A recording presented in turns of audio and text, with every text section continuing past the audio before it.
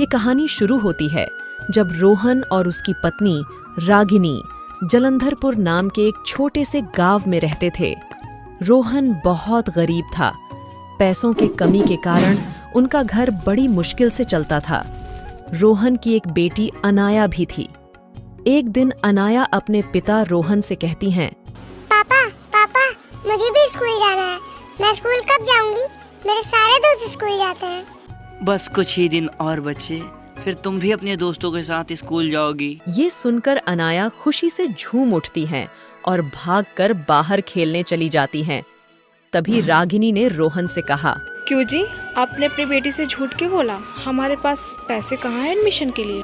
अरे आप चिंता मत करिए, मैं कहीं से कुछ न कुछ अवश्य कर लूँगा।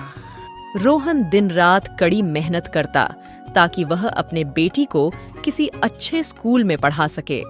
कुछ दिन बीतने के बाद आखिरकार रोहन पिंकी का एडमिशन कराने एक इंग्लिश मीडियम स्कूल में ले गया। हेलो बच्चे, welcome to the new school. आपका क्या नाम है और आप स्कूल क्यों पढ़ना चाहते हो? सर, मेरा नाम अनाया है और मैं बड़ी होके एक डॉक्टर बनना चाहती हूँ।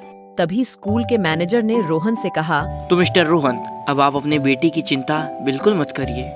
अब अनाया प्रतिदिन स्कूल जाया करती, पर गरीब घर से होने के कारण टीचर और बच्चे उसके साथ बुरा व्यवहार करते। एक दिन अनाया को स्कूल पहुंचने में देर हो गई। टीचर क्लास में पढ़ा रही थी। तभी टीचर की नजर अनाया पर पड़ी तो टीचर ने गुस्से से कहा, अनाया, तुम्हारी हिम्मत कैसे हुई मेरे क्लास में लेट आने की? यहाँ आओ मेरे पास। अनाया टीचर के पास जाती है। तभी टीचर ने अनाया को नीचा दिखाते हुए कहा, ये कोई टाइम है स्कूल आने का? पता नहीं कहाँ कहाँ से चले आते हैं गवार कहीं के। कुछ पता भी है तुम्हें? टीचर की बात सुनकर सभी बच्चे हंसने लगे।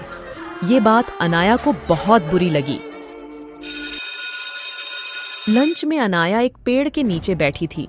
तभी कुछ लड़के वहां आते हैं और उसे परेशान करते हुए कहते हैं, अरे रीमा, देखो तो हमारे स्कूल में कहीं से भी लोग पढ़ने चले आते हैं। अरे हाँ, हमारा स्कूल गरीब खाना जो बन गया है। यहाँ से पता नहीं कहाँ कहाँ से मुंह उठा के लोग आएंगे ही। ये बात अनाया के दिल में लग गई।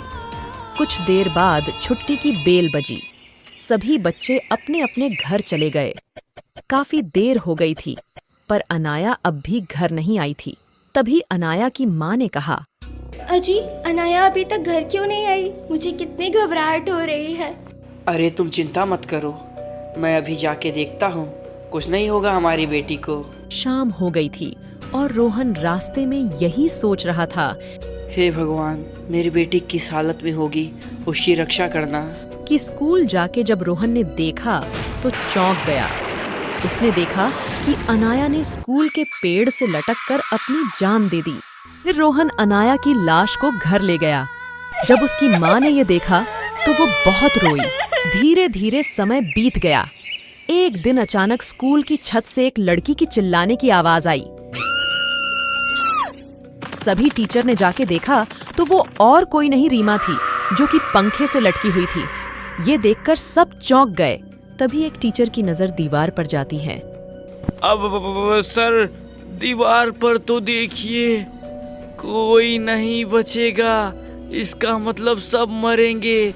भागो रे भागो। ये देखकर सभी डरकर भाग जाते हैं। अब प्रतिदिन स्कूल में किसी न किसी की मौत हो जाती है। एक दिन स्कूल का मैनेजर एक पंडित के पास गया और उसने सारी बात पंडित जी को बताई।